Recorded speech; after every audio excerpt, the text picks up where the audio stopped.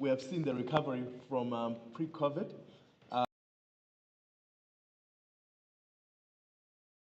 It particularly affected some segments. The lockdown, obviously, the entertainment side was quite hurt, but we know that the media side may have done a little bit better, depending on where you are looking at it. We also, I think, about over the next 5 years, where we see the growth quite complex, but we are looking at growth of around 4% if we actually combine the average growth over that period of time, looking at 3.4 trillion by 2028. If they only give me 10% of that, I will be more than happy. And then we talked to the business model reinvention that's really necessary in order for people to take, for the industry, for various players to take a particular bite into that as we move on. As I've said, we've seen some really fascinating growth over time. It's interesting, of course, that we would have said, in that first in 2020, we see the same kind of thing we will see in local, in the local space, that, that 9.3% was a big shoot up, but it is explained by some of the developments in terms of, what we saw around lockdown, a lot of consumption of media than anything else during that time, and then we see a normalization over a period of time. But we are seeing those growth numbers. So while I was saying earlier that we are not particularly in this room, people who are being affected by tariffs, which is a big economic topic at the moment, we are actually affected by the growth that we see in the different geographies that we're in. So global growth is really around 3.5% over a period of time, 3-4%. That's what we expect to see, and that's not very different from what you see in this sector. Although there are pockets of excellent growth, and there are areas that we know obviously are dying, or that we're not going to see any growth, or we're seeing actually contraction. That's important to understand, because a lot of people will say, well, actually I want to be in a particular sector because it's growing. What's very, very important is to actually zoom into the detail and to actually engage as much as we can with the numbers. Maybe before I leave this slide, what's important, okay, maybe let's get there. So when we think about revenue and when we think about growth, the US is certainly a big place where we see a lot of growth in terms of revenue.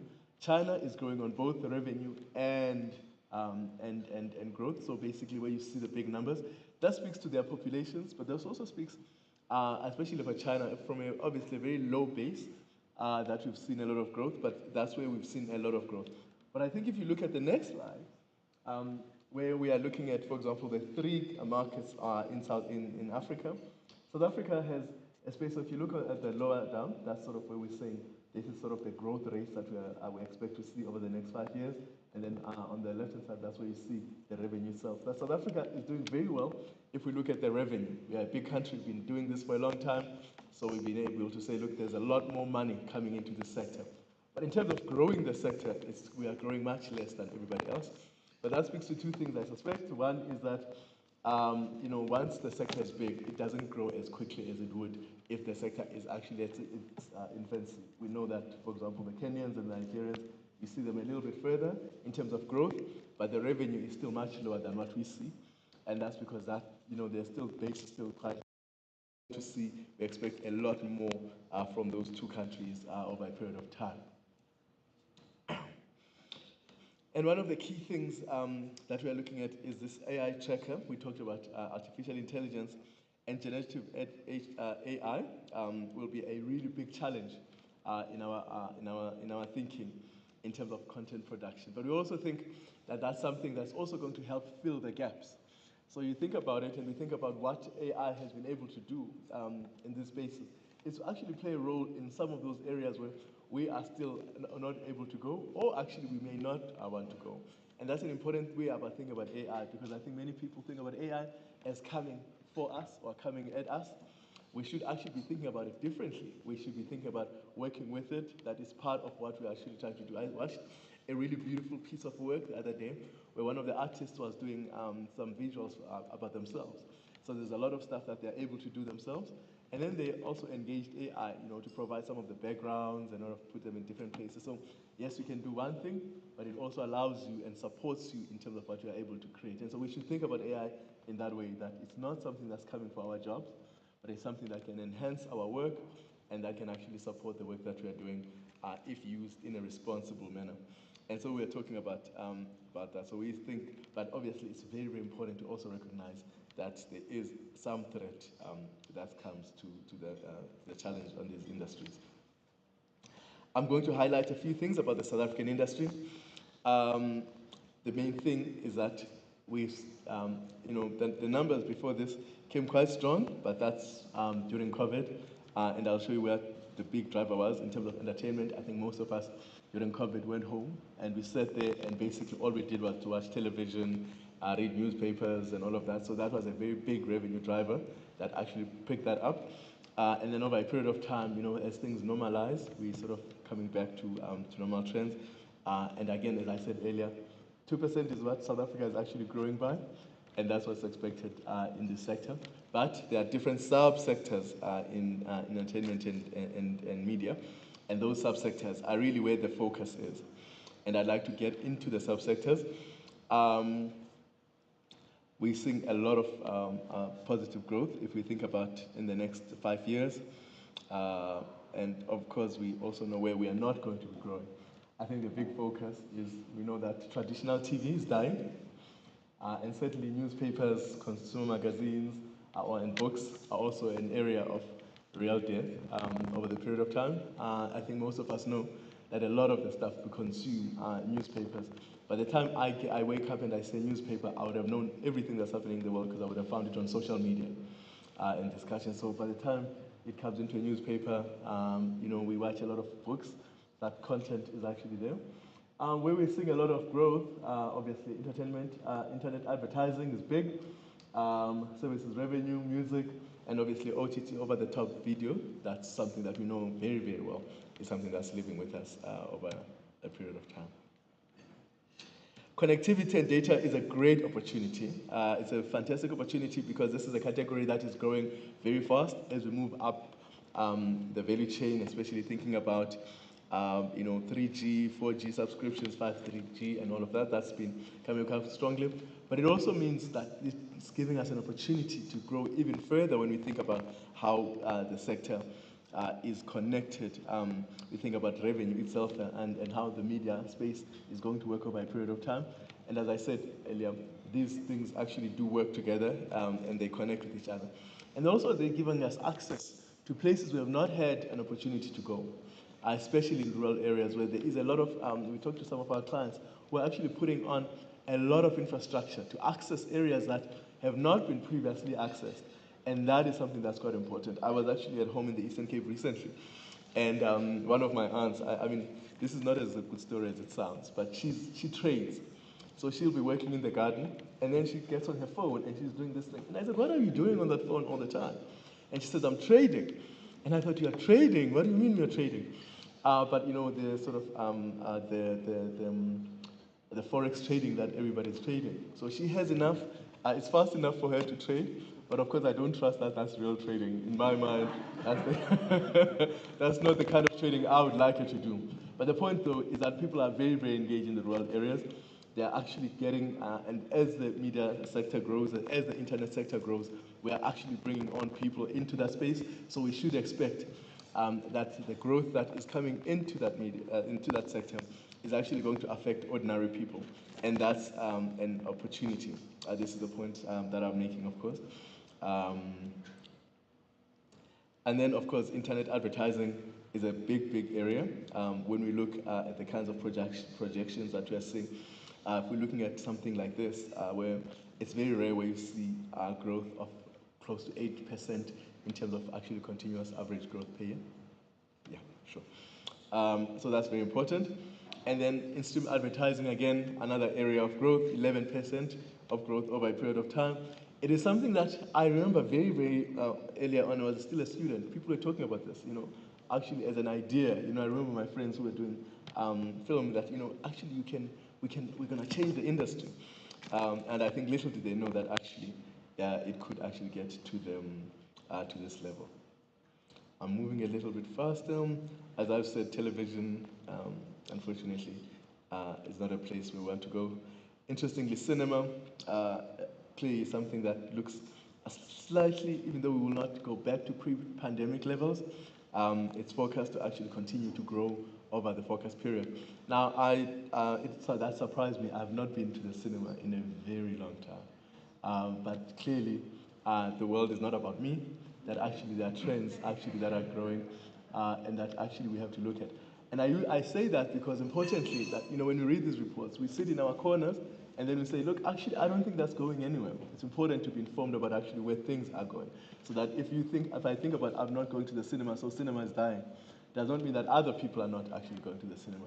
And so our decisions continually have to be informed by data, and that when we're engaging with each other, we have to actually to continue in that sense. And then I'll move a little bit past that. Importantly, I think radio has flatlined. It's no surprise because we are seeing a lot of their work around podcasts coming up quite strongly and other areas of growth. As I said here, we talk about sort of virtually recorded platforms, and that's something that's coming up. And then because I've run out of time, I want to get us to the two last areas, Nigeria and Kenya, where we have looked at, and that actually this is a place where we're expecting to see very, very strong growth. If you're looking at Nigeria, 8.6% growth on an annual basis, and then 5.2% if we are looking at in Kenya, South Africa at 4.2, not very inspiring. But again, as I said, we're talking about low base in some of these countries, so that would be why you would see the kind of growth that you are seeing. And when I talk about base, think about South Africa coming in at overall revenue of 19 billion, as opposed to seeing 4.8 and 13 billion in the two other countries. So basically, those two combined are actually what South Africa sees. So you have to read that within that context. That it's not that South Africa is being outpaced or is becoming smaller. It's just that because there has been so much growth before, we should not be expecting much more. And of course, Nigeria across segments, internet advertising being the big area, video games and esports, very, very big, and growing down that. But the trend is quite clearly not very different from what we are seeing, that we see traditional TV obviously receding, and certainly newspapers, consumer magazines and books right at the back. Again, a normal trend that we've already discussed in terms of South Africa. Same story we expect to see in the Kenya region. Internet advertising big, OTT videos obviously it's quite big, and then of course newspapers, traditional TV, and out-of-home advertising we're seeing. So these are the key trends that we're seeing everywhere. They're not very separate or different from everywhere else. So that is what I will. That's where I will end it in terms of this discussion, and then I can take one or two questions before I sit down. Because I think the MC is going to make me dance again, and I don't want to do it. Thank you very much.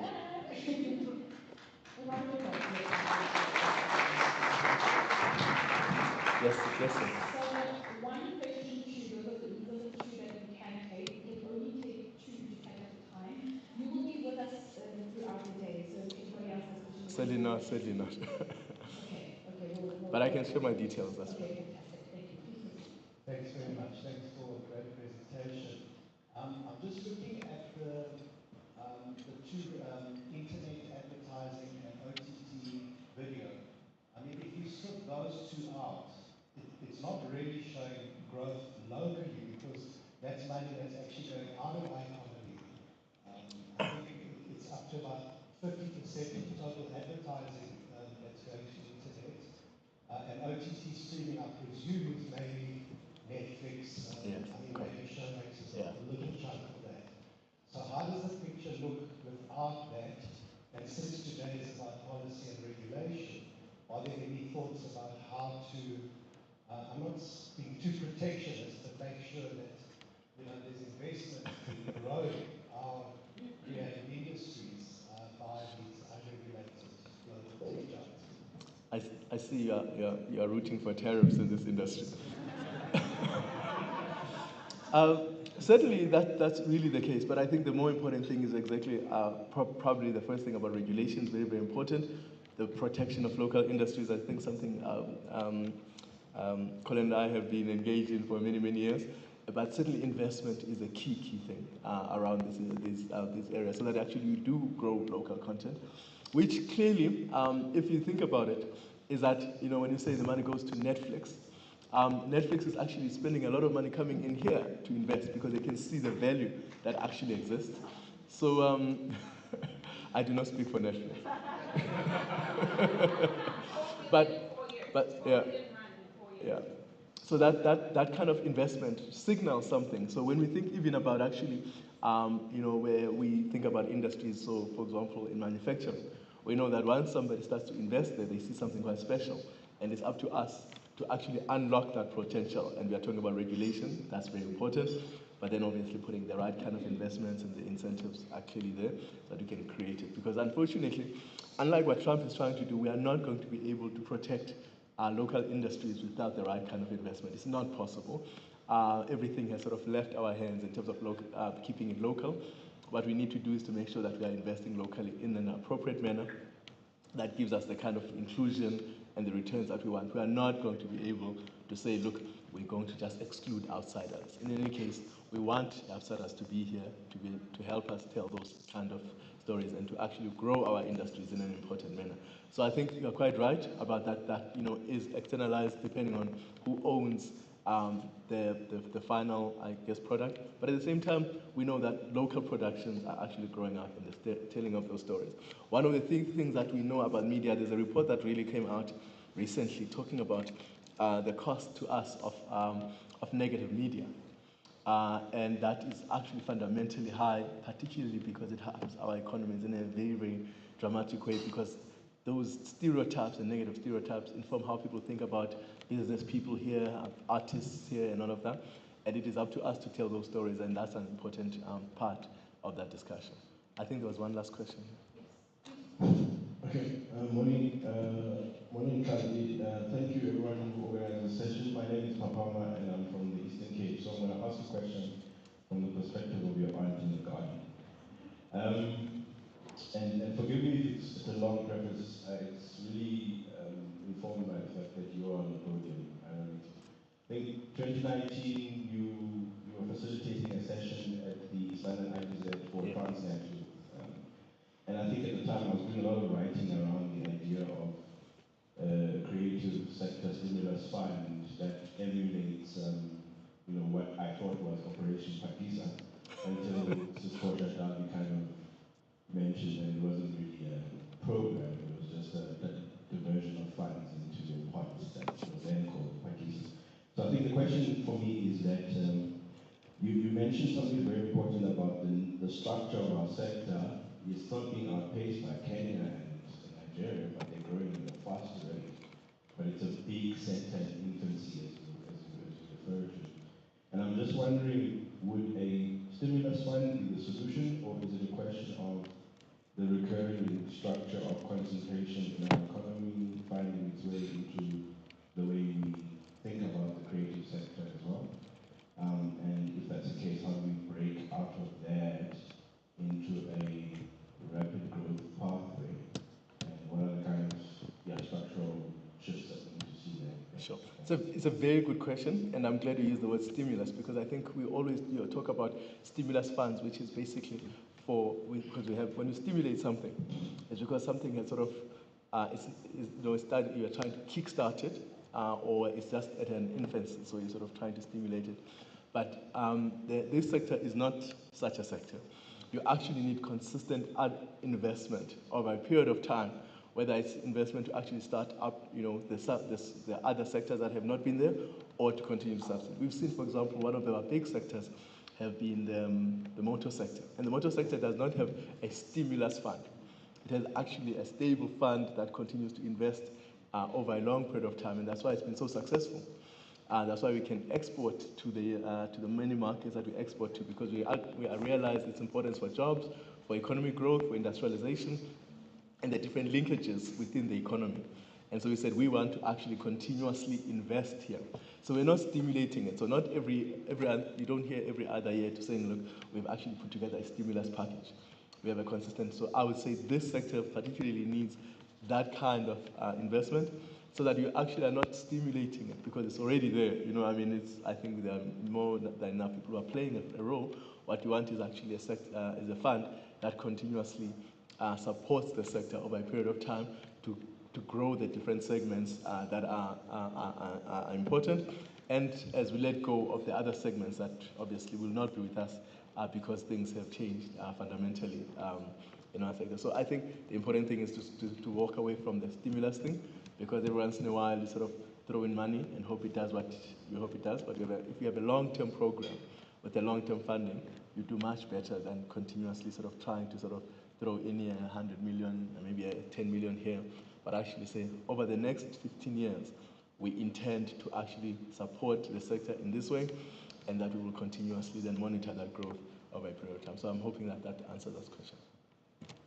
Thank you so much. Thank you, everybody.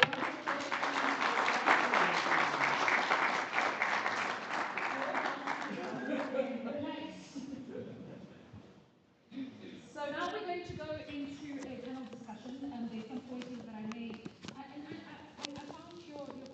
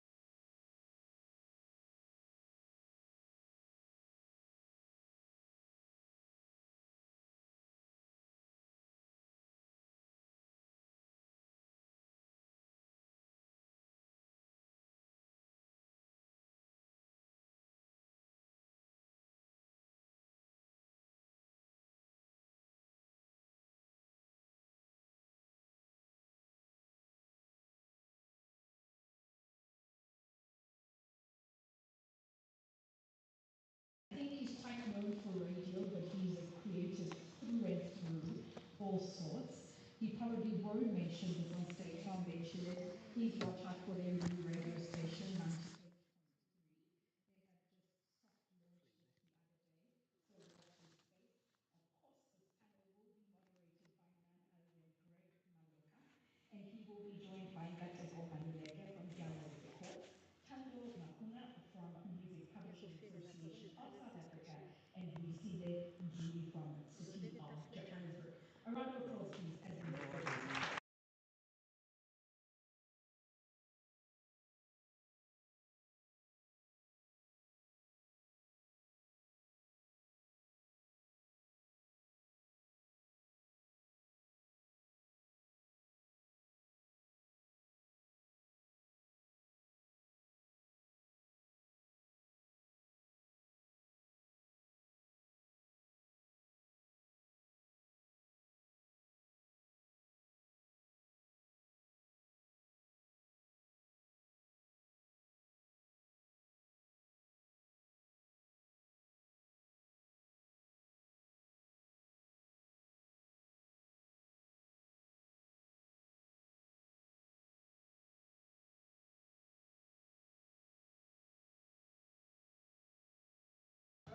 Legal. Thank you very much. Thank you, Tammy, for a great introduction. To my panelists, welcome. I must be honest, I feel a little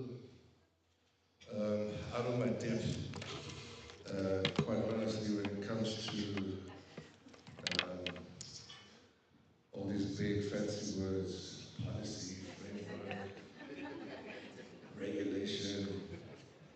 Um, I'm a very simple human. So if you find this engagement um,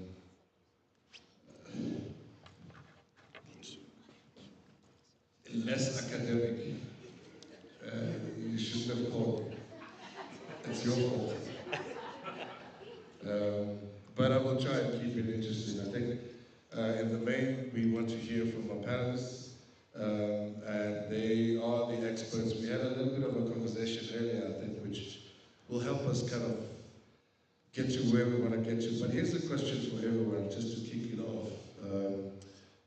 Your opinion on what the state of the industry is, just broadly. Start that way and come this way. So it's I think we're seeing business unusual as compared to before, where you would just buy a CD with songs you don't like because you want to get one, that one track that you like. Now you go and buy what they need, which is that one track. You need a lot of streams to be able to make money.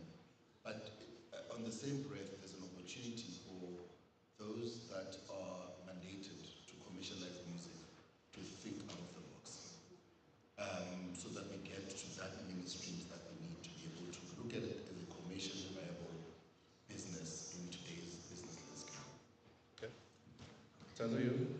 Morning, everyone. Yeah, I think some of you might have seen the Spotify report that came out last week, actually, just about the growth of South African music. I think the number was 400 million that was paid in royalties just from Spotify for South African artists.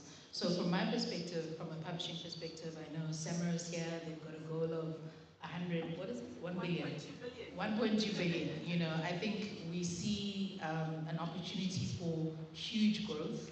The consumption of South African music, not just in South Africa, but globally, is in double-digit figures. So I think the discussion today is how do we ensure that the frameworks and the ecosystem, you know, pushes exactly what the previous gentleman was talking about, and the infrastructure is there, the support is there. So I would say the state of the industry is, the outlook is positive. That's my position. Okay. Good morning, everyone. I just wanted to start by saying today, this year, and every year, I am Wisdom Shudu, not in I think that one area that we often miss in assessing the South African music industry is that we always look at the growth from a quantitative perspective, and we never look at the qualitative growth of the music industry. And I think for me, that has been one of the most exciting things about South African music is that qualitatively it has managed to grow. And I think some of the growth areas quantitatively that we see is as a result of the qualitative growth, because the music has become has more longevity, it's got more reach, more depth, and therefore more appeal. And something that has got more appeal will obviously garner more consumption. And I think that there have been a whole lot of deliberate things to try and invest in the qualitative elements of South African music. One thing that I think is a distinguishing factor is that many artists or creators of music have been driven by the natural impulse to create rather than being dictated by what the market or the consumer preferences are. And that is what has also catapulted the growth in the music industry. And for me, that is more exciting than really seeing the numbers. So would you say that we've arrived at a point of creative authenticity and commercial relevance, as Quincy Jones puts it? Is that the kind of state that we're at, just from a product point of view? I think the pendulum is slowly shifting, you know. I don't think we're there quite yet. We haven't arrived. Sure. But I think there is a recognition that, we need to create music for its artistic, spiritual, and sentimental value rather than for who's going to consume it. And I think many artists have invested in that, many creators have invested in that. And consequently, as a consequence, they've seen the returns for that. But I also think that that's not the only thing that has contributed to the growth. I think there's also a greater efficiency in monitoring consumption of music. The collective societies have become more efficient, more rigorous in terms of their capacity to collect and to track the growth, and that's why we're seeing the kind of value that we are. But there are obviously a whole lot of things that still need to happen in terms of the benefits spreading much wider than they are currently. We're going to double click on some of the effectiveness of collective societies and the willingness of some of these industries to pay. It's one thing that you are effective in collective. It's another that actually people are responding with the payment. Tazo, you spoke a little about results from Spotify that signal a positive trajectory, if you like, in music. Is that driven by a particular genre, or is it balanced right across the different genres in South Africa? So, if I remember correctly, the specific growth areas were Amapiano, obviously, which is one of our biggest sort of exports, if I could call it that, and the consumption of that music just as a dance genre. So it's being listened to in Amsterdam, in New York, not as I'm listening to Amapiano or even understanding the words, but it's part of my sort of playlist of dance music. So the other thing from a local consumption perspective was obviously the types of languages that are being consumed. So obviously we know Zulu is a big one, Sesotho, which I think is exciting. I don't think we've seen that before, and Afrikaans music. So again, just exactly to your point around authenticity, creating in a way that relates to however you express yourself, that is still very important, and it's having an impact in terms of how people connect and consume the music. Are we leveraging this success, this global success? I mean, it's one thing to say that we are receiving all of these coins, and I say coins respectfully, for it is not coins. But is the frameworks, is there systems in place that, somebody uses the word protectionism, that protect this culture, that protect this music, that keeps it ours and makes sure that that which is being created here generates whatever. Our sound is very distinct. You can't miss a track from here. What stresses me the most, and in my local corner I'm trying to change, is we're leaving the youth behind. What we need to do is let the young people talk to each other, because when we speak about building a future business, what we're building it for, where we're heading over to. So us as the older executives in the music industry must be talking to young people who are coming up. There's a saying I like to say: when you go up, greet the ones that are going down. When you're going up, greet the ones that are going down. That should work even in the music industry. As we get to the peak of our careers, and one day we probably have to exit, can we have a conversation with the younger ones? When you find yourself in a room where we are talking strategic and building future business of the music industry, pull a check for a young person and encourage them to listen, so that when we exit, we leave a legacy that is the future business. There is a business, a future rather in the music industry. What the decisions we are making as the older executives will set the tone on how that business is going to look like, because we have to hand over to the youth.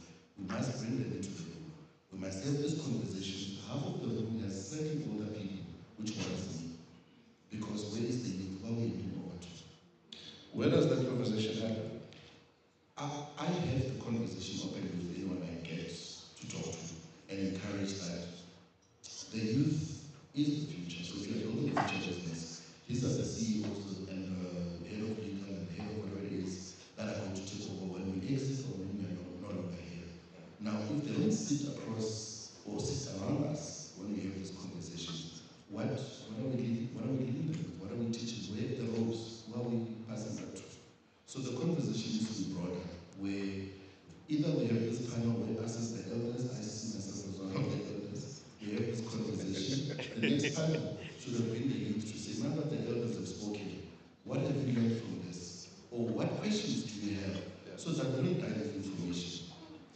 So there's a tendency, Ravi, of, you don't mind. Yes, that is fine, perfectly fine. There's a language that we use in South Africa, or a tone, or an expectation rather, where the very first thing you say is, what is government doing? Right? And to a large extent, I often say, what are we doing? Is there an environment that has been created, at least, for me to ask that question fairly? If someone says, what is government doing? If I say, well, what are you doing? I think the government has a role, like in a business, for instance, as a CEO, your job is to create an environment for others to flourish. Do we have that environment? Have we got these policy frameworks that we talked about earlier? And if so, where are the gaps? I think I'm going to use three measures for government intervention. The first is the policy and regulatory environment. I think that government has done a lot in terms of creating a legal framework in the country that is able, to an extent, to protect creators. But that legal framework obviously has got gaps, and I think that's why there was a recognition for the amendment of the Copyright Act, because it had so many gaps. But what I think also, which is in a sense the failure of democracy, is that a lot of things have crept into the amendment process, where there was a noble intention to stabilize the copyright and intellectual property, framework and regime in the country, that have now contaminated that space. And these are because, as a country, in the post-94 transition, I think we flung our gates too wide open. And I think that every self-respecting country in the world has got a certain level of protectionism. Because you can't run a state without a level of protectionism, So that's the first thing, and I think that we need to deal with the things that have contaminated the space to stabilize the copyright legal and regulatory framework in the country. The second is to look at the funding and financing of the cultural and creative industry. By far, South Africa is incomparable if you look at the African continent in terms of the quantum of investment that government makes in the cultural and creative industries. You may argue the modality, but you can't really argue at the quantum of investment. And I think even globally, South Africa fares very well in terms of other major economies, in terms of how much government is investing in the cultural and creative industries, both from a funding perspective, but also from a financing perspective. And I think that there is a lot to talk about in terms of the modality. And I think these modalities are also informed by the structure and architecture of the economy that we've inherited. And we have inherited an economy that is more consumptive rather than productive.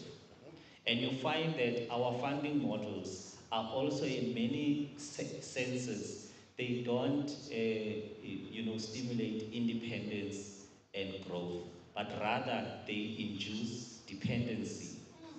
And because they are so consumptive in nature, government does spend money, but where is that money spent? It's not stimulating the manufacturing, it's not stimulating productive sectors that will create sustainability within the cultural and creative industries.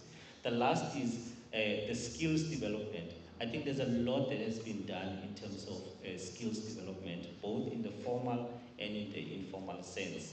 And I think from those three markers, if you measure government's performance, you ought to recognize that a lot has been done. Tanda, I want to ask you this question. It may be unfair to you. If it is, I apologize. But one of the things I think is missing is market development. So nobody develops the market. in South Africa. So nobody sits and says, and I say nobody because I haven't seen it, so, and I could be wrong. It's almost like we create and then we throw into the space. Is that what people want? Can people afford it? Are they using those technologies? You know what I mean? So if I'm, Itumeleng in Sweden or in Titus or even in Rosebank somewhere, does anybody understand how the market moves and operates here? So, what are young people using? What are older people using? People that don't have, enough money for just life, how do they participate in this space? Yeah, I think the previous speaker kind of spoke a little bit to this, which is just around the need for further investment and infrastructure, right? So the music industry is actually, it is a creative industry, but it's also the space that we're in now. It's a technological industry as well. So it's very much dependent on access to data. The example that he gave around just having access to connectivity is a huge factor. So in my mind, the development of the industry is very reliant on what infrastructure that we have. So that individual who's sitting in Zweden at least has Wi-Fi to Google and say, what is publishing? How do I protect my rights as a creative? How do I distribute my music on, whichever platform? Which platform plays me the worst? How do I plays me the best or the worst actually? How do I register my music with SAMRO? So access to information for me is probably the most important thing, and how we get that is obviously through connectivity. I thank you for that answer. I was also kind of interested in people that are not creators, but people that are consumers. So market driver, thank you. So because it's very important. I don't know, maybe you might have an opinion on this, but I feel like there's an attitude of neglecting the person who's ultimately actually going to purchase these products. It's almost like, well, we'll put it out there, it's sitting on these platforms, good luck. So information, I think we did it the hard way because we had to do degrees and go to the library and manually read a textbook, a report, and eventually finish school. The youth of today, or the generation of today, has access to everything in the palm of their hands, which is a bigger advantage for them and an opportunity to empower themselves. Let's not take away that parts of society don't necessarily have access to Wi-Fi everywhere. However, the urban areas are much lucky because they get, homes now have Wi-Fi, schools have Wi-Fi. Libraries. The spy are everywhere. So we are not where we used to be in terms of making sure that the information is available, but we are not where we need to be as developers. Yeah, and I guess my question is a little,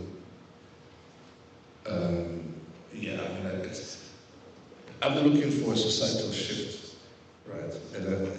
And what I mean by that is, it's one thing to have all these tools, right? It's another to have the mindset to do things in a particular way, right? So our library is full. Is that part of our culture? Do you know what I mean? And who drives that culture? Who needs to be moving people in a particular, do you know what I mean? Like socialization for me is a critical piece. And maybe mass media isn't doing what they need to do. What? Yeah. Mass media is a different conversation. I don't think they're patriotic. For me, I think the critical question that you asked at the beginning, if you listen to Obutanti this morning, talking about the extent to which, foreign-owned multinationals have captured the moment in the country and identified gaps for investment. It's because the market drivers in the country who've got the capital potential to invest and make seismic shifts in the creative economy, they look at the forecast data, because some of the data that he put up here is a forecast for the next 5 years. You can clearly see which areas are the growth areas where you can maximize your returns as an investor. But they're not doing that. And perhaps a fair comment is to say they're not doing that sufficiently. So we need, firstly, a private sector that is more patriotic towards investing in the country and developing it. Government also has got a role to play in terms of making the right kind of investment decisions. Because I feel that the types of investment decisions that we are making are not sufficiently forward-looking. They are more about immediate consumption and immediate glory, for the politician to open and put a plug and so on. So I think we need to firstly improve our planning capacity. The other people that we're talking about who are not necessarily creators, who are the people who are planning out, looking at the shifts and looking at the forecast and advising on where the investment area should be. And I think that's a big area. I really think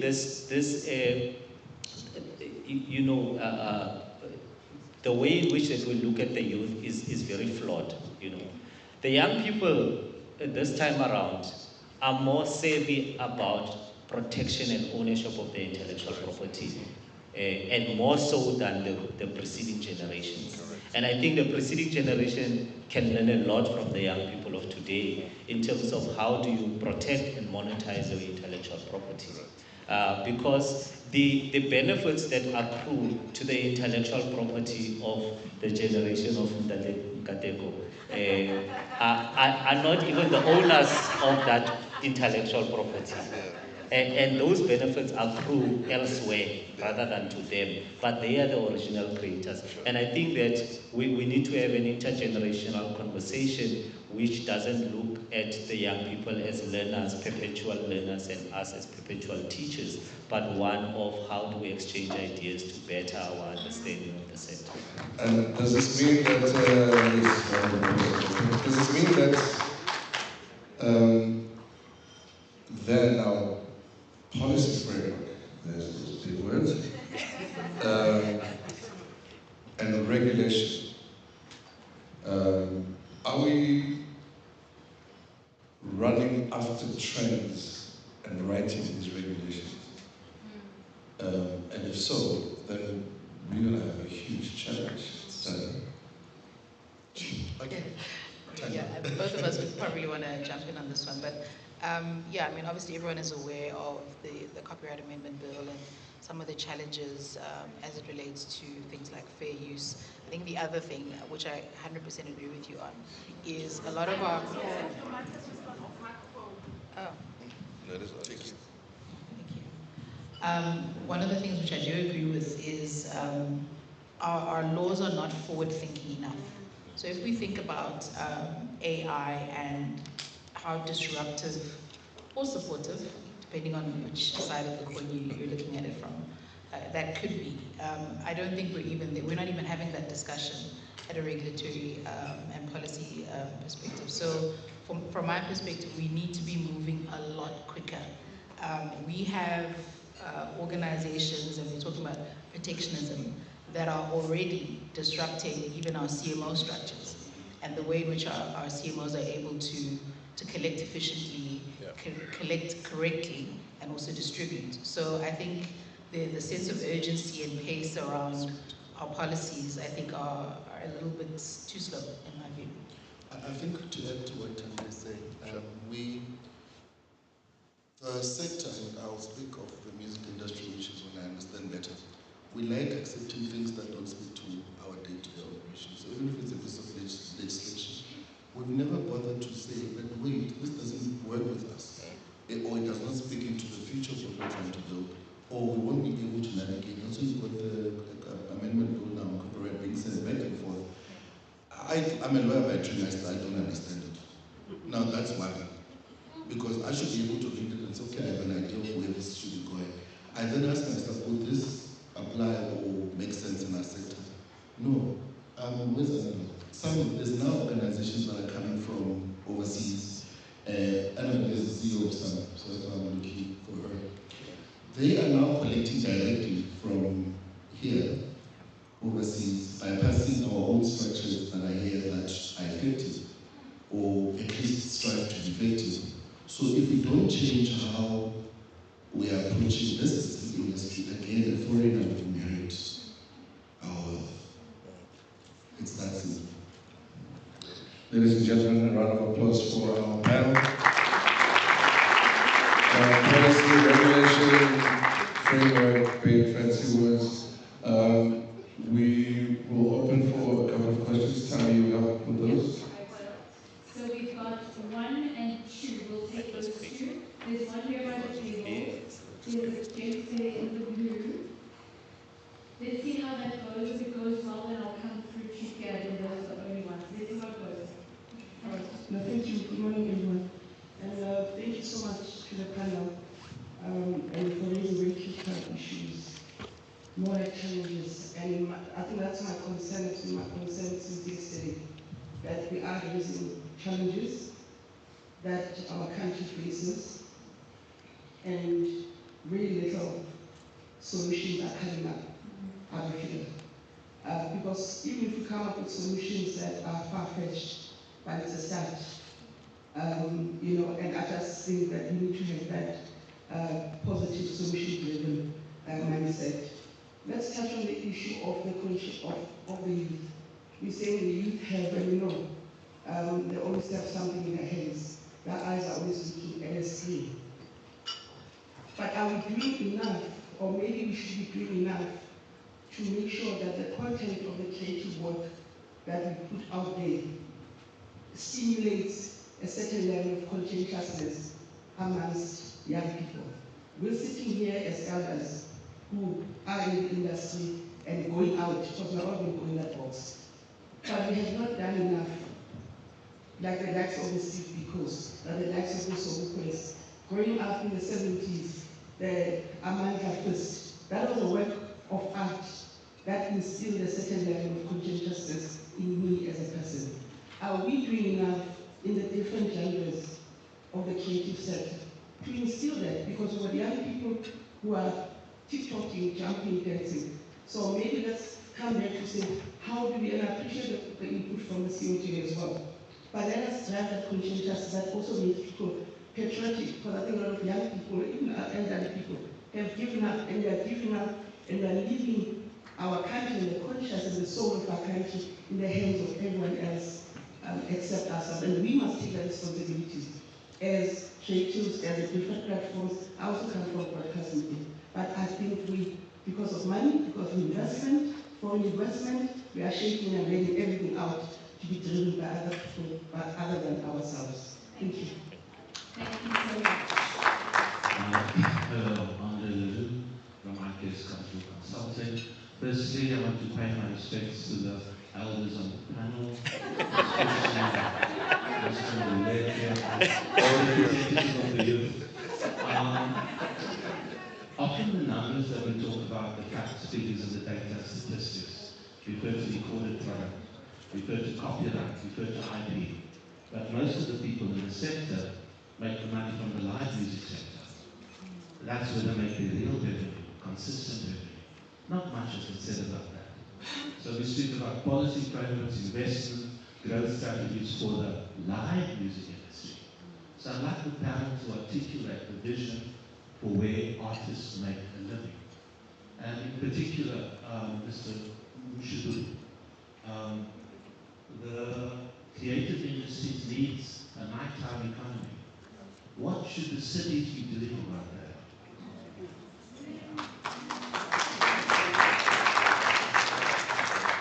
So there were 2 questions. I'm going to ask one to take the first, and then we see you're going to have to take the second because it was directly. So the first one. I'll take the first one. So we are not doing enough, I think, in terms of taking the youth into the future. The one thing that ignorant of is that we might not be in the future. They'll be there on their own. That's the one mistake we're making. So, and I'll appeal to all, because sometimes when we say investment, we all speak big numbers and big money. You know, just opening up workspaces, bring as many interns as possible. Is part of empowering the youth and taking them with into the future. If you say they're doing enough, they're not doing enough. I worry often about how it's going to look like without us if we leave the youth the way they are. I worry. I also worry about the gatekeepers who think they're so helping, but they're elders. They're old. We need to bring young blood into this field. So we're not doing enough.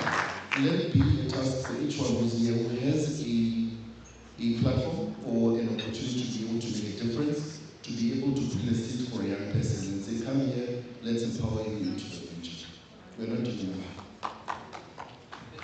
Yeah, and just to add to that, I'll be quick. I can see you looking at the clock, but I think the most important thing is education and also being able to formalize the industry. I do feel there isn't enough support. For example, if I do want to become the next Black Coffee, why isn't there a Black Coffee DJ school that is accredited and people can get formal education out of that, or a business manager or a music manager? I think there just isn't enough formal recognition of our sector, particularly in the music space.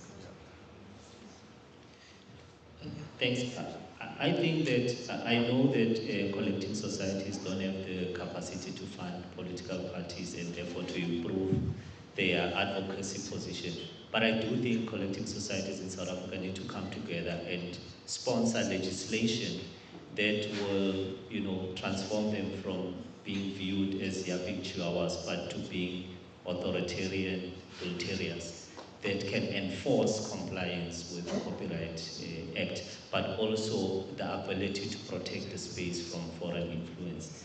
There are certain cities around the world that have got a nighttime economy mayor, and the role of that mayor is to look at questions of safety, questions of compliance, questions of infrastructure for the nighttime economy, and making sure that it operates as a vibrant economy. I think Johannesburg is well poised as a creative city to do that. But I do also think that the nighttime economy is more than just the responsibility of government. It is a collective responsibility, because ultimately the people who run small venues, the people who run restaurants can all contribute to the nighttime economy. And as a city, I think there is a role that we need to play. But ultimately, the capacity of the city is also informed by its fiscal position. And we all know that the fiscal position of South Africa has drastically declined. And I think that there are things that we need to do collectively to try and improve that, so that we have the capacity of the state to intervene more productively in growing the creative economy. Thank you. Thank you. We do have a few minutes. If you promise to stay literally 2 minutes. So there was a question here. I already identified it. You don't have a question. I saw hand coming right here. Just that one. That's it. Thank you. I think I'm going to latch on to what Mr. LaRue was talking about the live music scene. I think there was a chat earlier about the qualitative work that informs the quantitative growth in the sector. I think Mr. Mshudu made that point. And maybe let's make it less academic, and maybe go to the case study of the Cape Town Jazz Festival right now as we speak. There's an outcry from the jazz police that there's not enough foreign performances on the lineup of the Cape Town Jazz Festival. And I think you said earlier,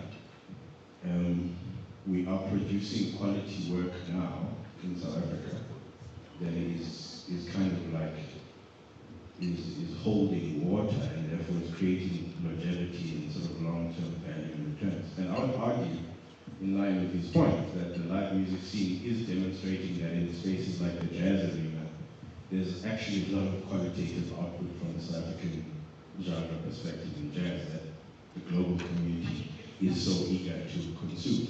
So how do we respond to getting ourselves to be proud about the fact that the Cape Town Jazz Festival right now is proud to make Black Coffee and Luduzo Makatini the international artists on the lineup and to actually show a bouquet of South African homegrown talent that many funds and instruments have invested in over the past 30 years. Thanks. Thank you so much. I think that was to you, actually. Yeah, so there's a lot of answers to that question. It's not a simple, straightforward answer. Earlier on when I asked about market development, in part I was also addressing, when you asked the first question, the development of consciousness, right, amongst people around, when I consume music, what am I doing, right? It's beyond my enjoyment. It's also something that contributes towards a society that is shifting itself to a direction. Someone has got to give that inspiration and that direction. We've seen pockets of success in this instance. 30 years ago, almost 30 years ago, we launched YFM. And I think for the generation that they got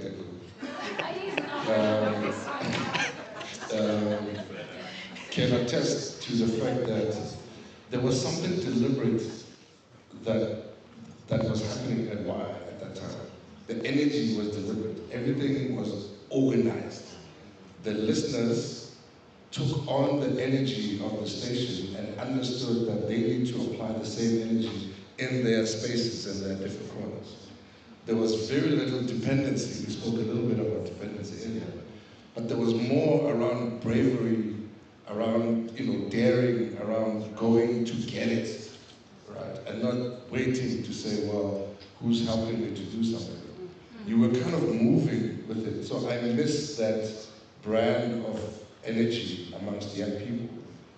What that means is no one is daring to open venues, hold them, drive them, do what they can to, what I mean? Property ownership is also something that is incredibly important. And so forth and so forth. Thank you. He did this off of I'm sorry, we've run out of time. Please, a round of applause. I'm going to ask you not to leave the stage, just to come and stand in front of the table so we can capture you forever.